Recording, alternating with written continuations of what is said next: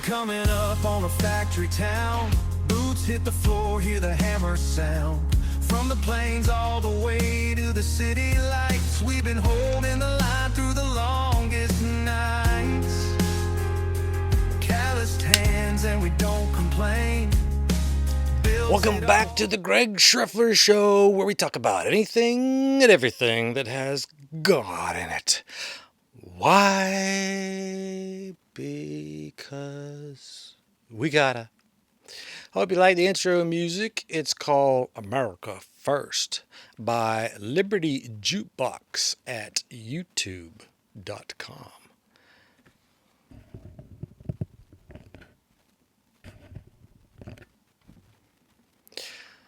Let's see, announcements. Don't forget to support the show. Register at Give, Send, Go and GoFundMe. And if all you can afford right now is prayer, Give, Send, Go allows you to do that. And that's cool. Just so long as you're really, honestly, actually lifting the show up in prayer. Remember, if you can't watch, you can listen on your preferred podcast platform. All right, let's get it on. Welcome to episode 61 of the Greg Schreffler Show, and we are on series episode 9 of America 250, Truth, Faith, and Freedom.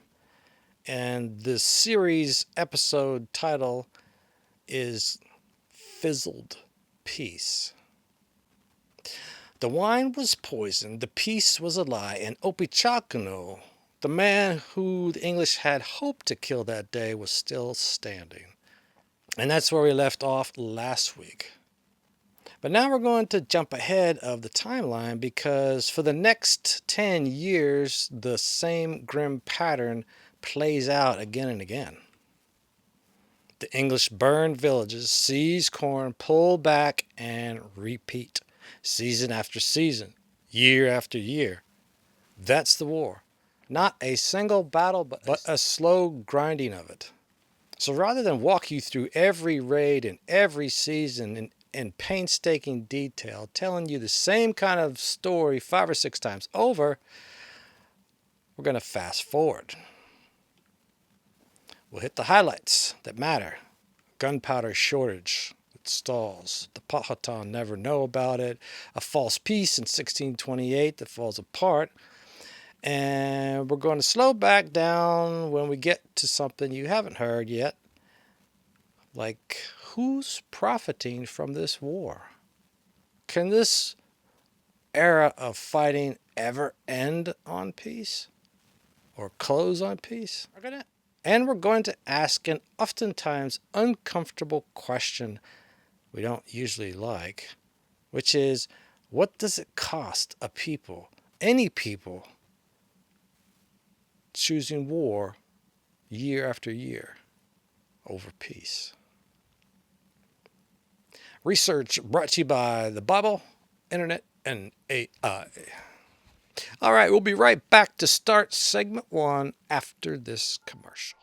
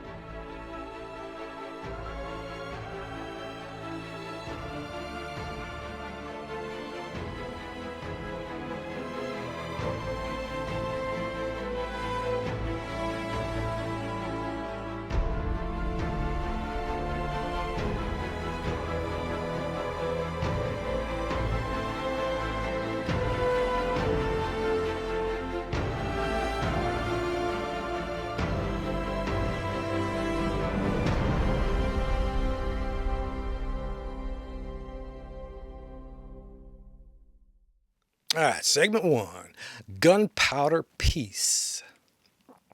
After the poisoning failed to kill Opechancanough, the English didn't slow down. They leaned in. Through the mid-1620s, colonial forces staged what period records as fearings and wastings, air quotes.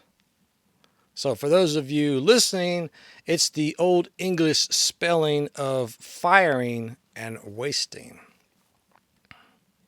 And these are just attacks that they did, burning towns, hauling off stored corn, then pulling back. It wasn't meant to end the war quickly.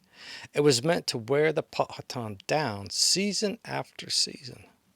Then in 1625 and 1626, the English hit a problem, a powder problem. They ran short on gunpowder. Without it, their raiding columns simply couldn't march. For 2 full years, the machine that had been grinding the Powhatan down went quiet. Not because anyone chose peace, but because the English literally couldn't fight. And here's something worth noting.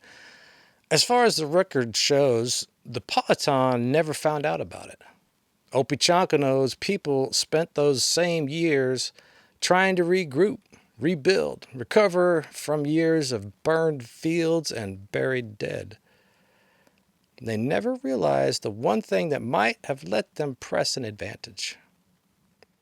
Two peoples living through the exact same lull for completely different reasons. Neither one able to see into the other's weakness. But of course it didn't last. By summer of 1627, the English went back, powder resupplied, and they came back hard, striking the Chickahominy, the Appomattox, Opechicanoes, Pamunkey people, the Warskayak, the Wayunoki, and the Nasamon. Nearly every tribe that felt English steel before. The pause was over. The pattern picked back up right where it left off. And I want to ask a question that I don't think's been asked.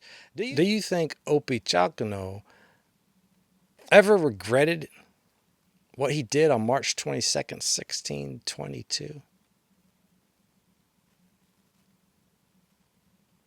I don't know. Do you think that there was a conversation between Wahunsonuka and Opechancanough about how to conduct this war? Did Wahunsonuka foresee the fierce retaliation that would come? And in an attempt to save lives, he chose a different path than Opechancanough. I don't know. We don't know. We do know that Opechancanough struck without warning, hoping to end the English for good. And what his violence actually bought his people was this: a decade of burned villages and stolen harvests on a schedule with no end in sight. We don't know what was in his heart, but I wonder if he had wished things turned out differently, or if that maybe he wished he could undo what he did. And if so, would it have sounded like something like a psalm from King David? For example, King David was a man who knew what it was to have blood on his hands that he couldn't wash off. Uriah's blood. It was taken so David could have what wasn't his. And when he was finally confronted with it, this is what he wrote: "Wash away all my iniquity and cleanse me from my sin. Create in me a pure heart, O God, and renew a steadfast spirit within me." Psalm 51, verses 2 and 10 in the New International. Of course, I'm not saying that Opechancanough had that moment, because the record doesn't reveal anything like it. But David's words show us what it looks like when a man finally faces what his violence costs and asks God to undo what he can't undo himself. Have you experienced this kind of guilt? Haven't we all experienced this kind of guilt? How did you handle it?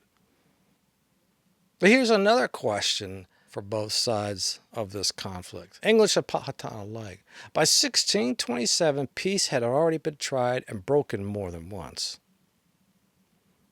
Scripture doesn't leave much room for people who keep choosing war when peace is sitting right there unclaimed. Do all that you can to live in peace with everyone. Romans 12:18 in the New Living.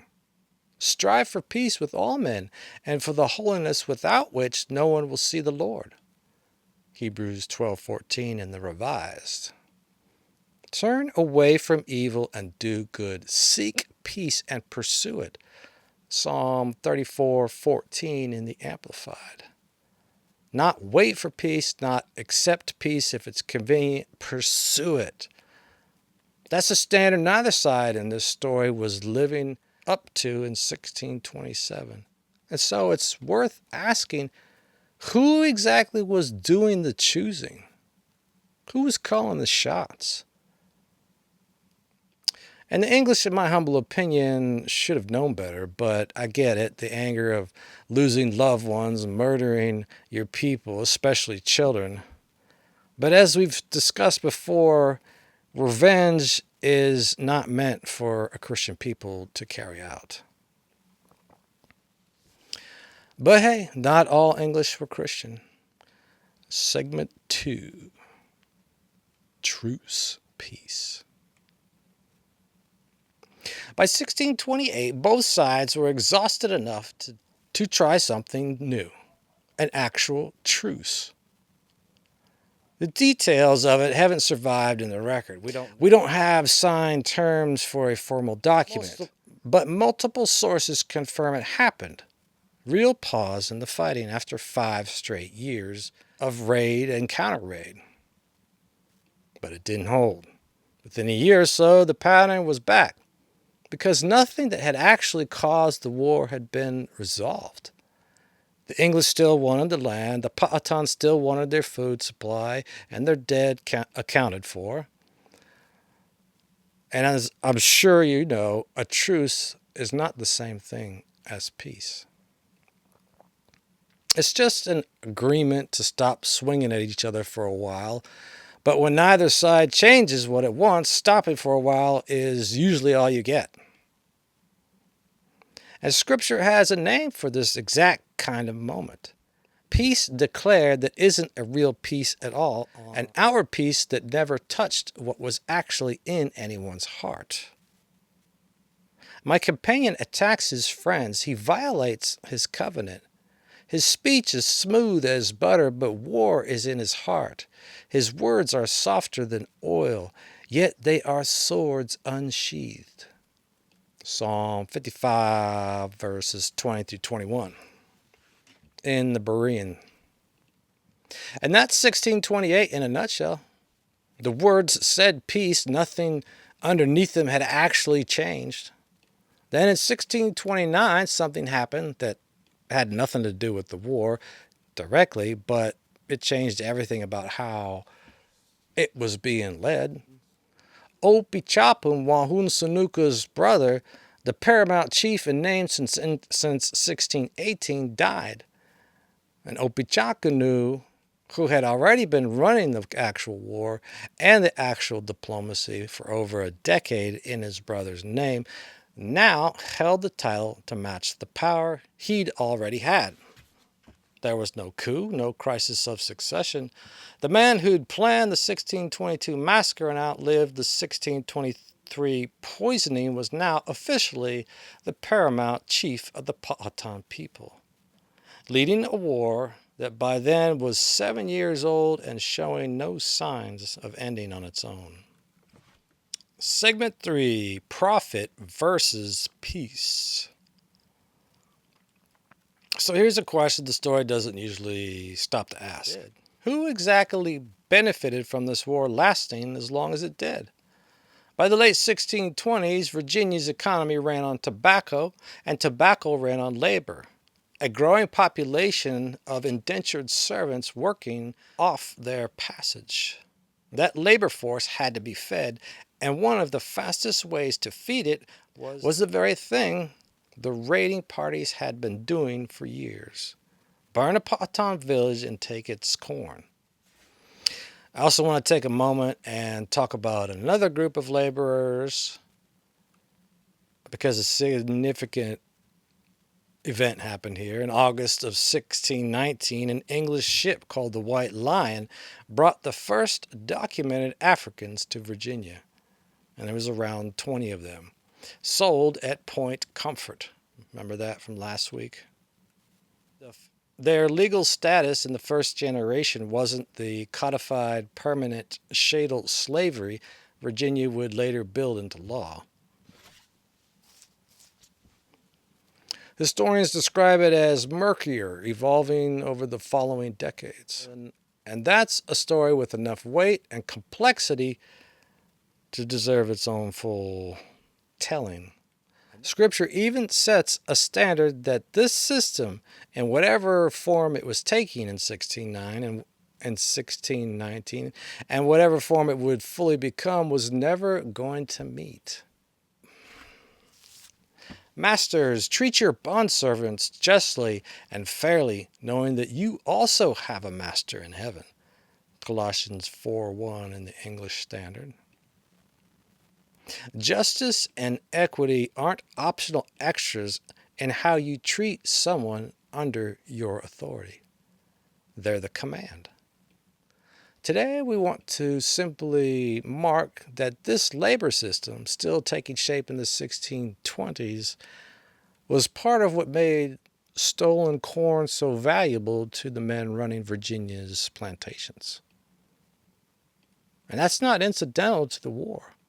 According to the Jamestown-Yorktown Foundation account of this period, the men who commanded those raids were often the same class of English colonists who owned the plantations and needed that stolen corn to keep their labor force fed. War for some of them wasn't just something they were enduring. It was quietly, functionally part of how their operation stayed running. I also want to be clear on this word elite, air quotes, E-L-I-T-E. In this context, it simply means Virginia's wealthiest, most politically connected planters and colony leaders. The men who owned the largest plantations, sat on the governor's council, and had the most to gain or lose, depending how the colony's economy ran. Another thing I want to be clear on is what the record doesn't show here. We don't have names of individuals confessing to the profiting of this war or a ledger proving it. What we have is a documented pattern. And the strongest piece of evidence for it is something written down not in the 1620s at all. It's what happened in 1632 when peace was finally on the table. According to that same source, the eventual peace agreement was unpopular with a portion of Virginia's elite, the very people who'd been leading the raids. Now, if the war had only ever been a burden, its ending should have been welcomed by everyone. But it wasn't. Scripture has a name for a gain that comes at someone else's expense, dressed up as necessity. Woe unto him that buildeth his house by unrighteousness, and his chambers by wrong, that useth his neighbor's service without wages, and giveth him not for his work. Jeremiah 22:13 in the King James. That verse was originally spoken about a king exploiting his own people through forced unpaid labor. A different situation than this on its particulars, but the same principle underneath.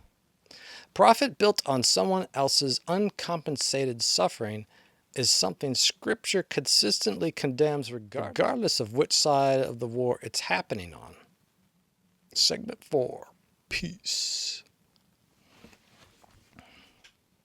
By 1629, English raiders themselves were reporting that year's campaign had done more damage to the Powhatan than any single year since the massacre of 1622. And still, the war dragged on 3 more years. Not because either side was winning decisively, but because, as the Jamestown-Yorktown Foundation account of this period puts it, the fighting simply fizzled, air quotes, toward its end rather than climaxing it.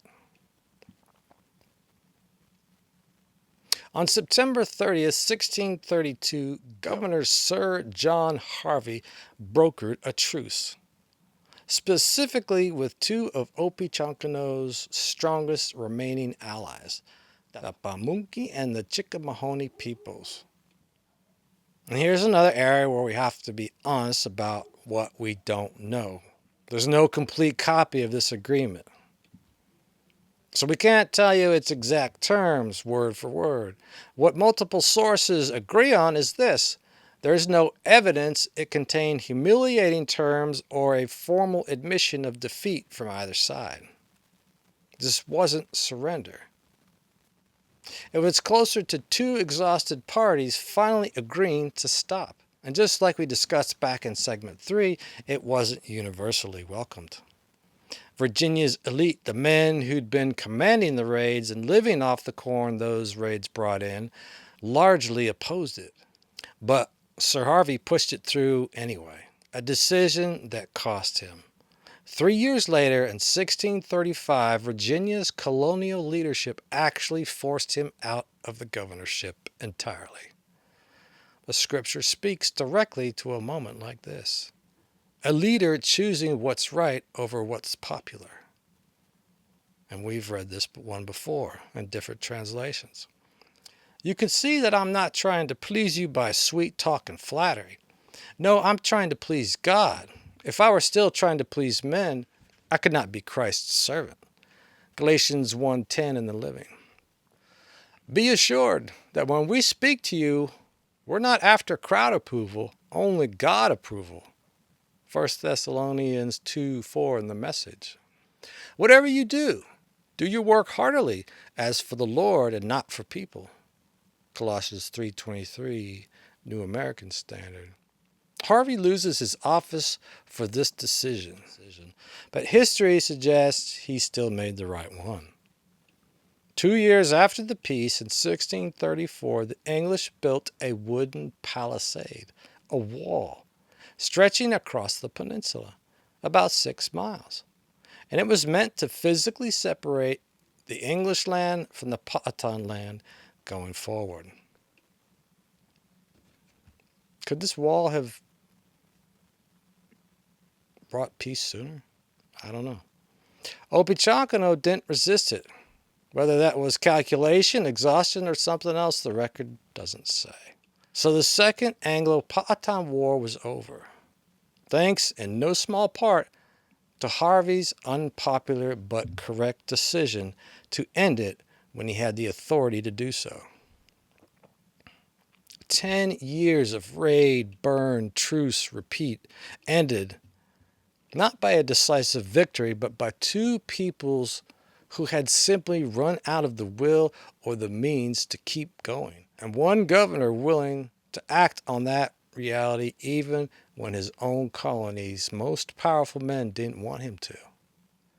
Opechancanough, the man who launched it all in 1622, survived the poisoned peace of 1623 and outlasted 2 governors. He's still there, still leading his people. And as we see in a future episode, not yet finished. Scripture asks us something plain here, something that applies to every party in the story. Or suppose a king is about to go to war against another king, won't he first sit down and consider whether he is able with 10,000 men to oppose the one coming against him with 20,000?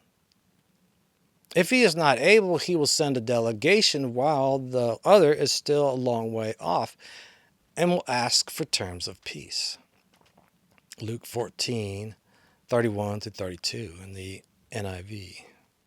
Jesus compares following him to a king carefully weighing whether he has enough strength to face an opposing army. In the same way, the disciples must consider the sacrifices involved and be ready to surrender everything in order to follow him. All that to say, have you considered the cost, the sacrifice? Good planning and hard work lead to prosperity, but hasty shortcuts lead to poverty. Proverbs 21:5 in the New Living. What would have happened if both sides sat down and counted the cost in 1622? It took 10 years and exhaustion on both sides and many lives lost before anyone finally did. We'll be right back after this commercial.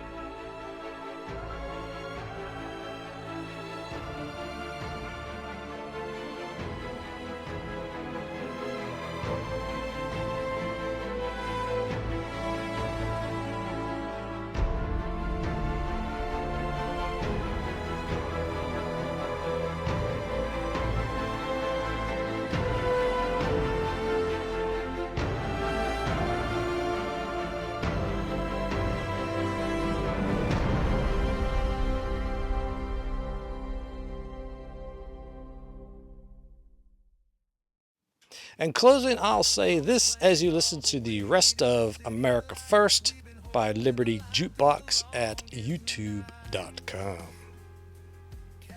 9 years compressed into 4 segments.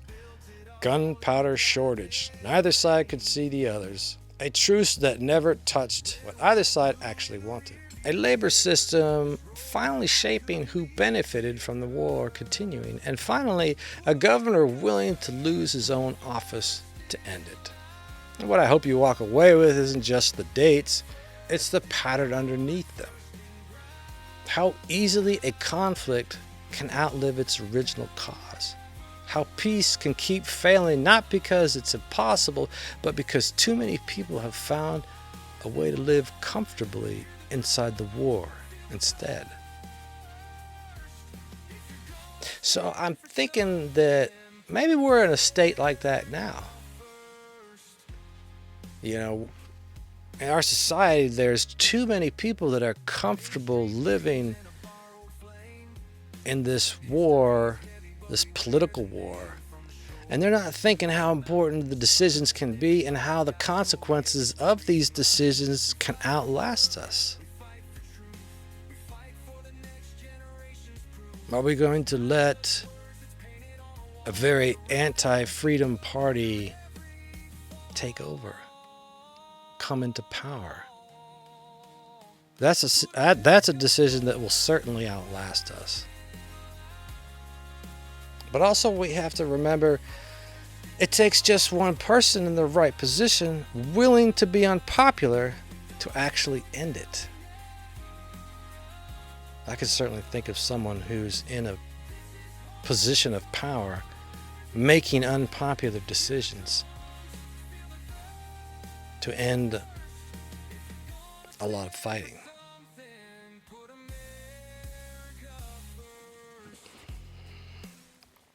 Opechancanough is still with us as this story continues. 10 years after he launched the attack that started all of it. He's still standing, still leading, and as you'll find out next time, not finished making history. Well, hey, thanks for watching, thanks for listening, thanks for hanging out with me. Don't forget to leave a review. Tell me what's going on with you. Get your family, friends, neighbors, and enemies to leave a review. And until next time, stay safe and count the cost.